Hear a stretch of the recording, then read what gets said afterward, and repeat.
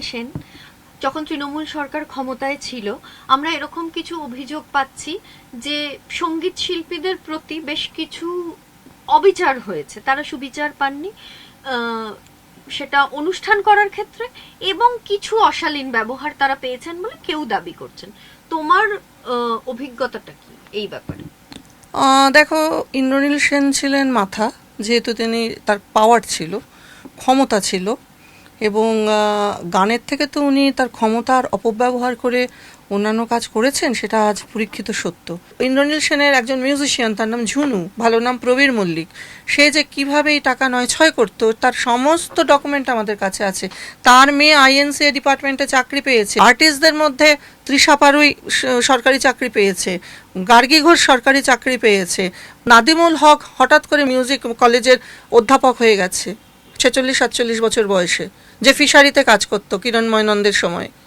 মনীষা মুরলী নায়ার আমাদের তোমার ওখাকুড়ার chief officer হয়ে গেছে।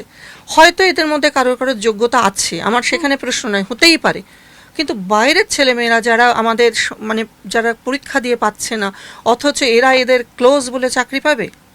কারণ এরা এদের, আমি এদের বলছি না, কিন্তু একটা বিশাল গ্রুপ আছে যাদের কাছে ইন্দ্রনীল সেনের টাকা যেত ব্যাংকে। কাটমানি সিস্টেমটাও শিল্পীদের সাথে কিভাবে রান করতে? ধরো একটা টাকা দিয়ে দিল আমাকে, ধরো আমি ধরো 10টা অনুষ্ঠান পেলাম, 7,000 টাকা বাধা রেট, আমাকে বলে দেওয়া হলো তোর ব্যাংকে 7,000 টাকা যাবে, ওখান থেকে 2,000 টাকা আমাকে ব্যাক করিস।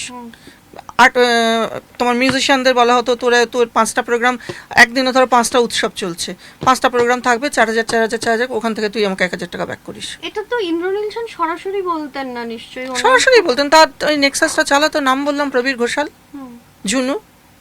এই যে এই নেক্সাস, শিল্পীদেরও একটা নেক্সাস যারা আছে তারা চালাতেন, এখানেও একটা নেক্সাস চালাতেন।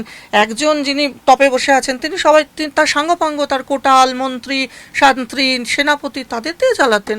তারা তাকে ভেট দিত বাইরের থেকে, এবং যারা সেই ভেটে রাজি হতো না তাদের উপর কোপটা পড়তো।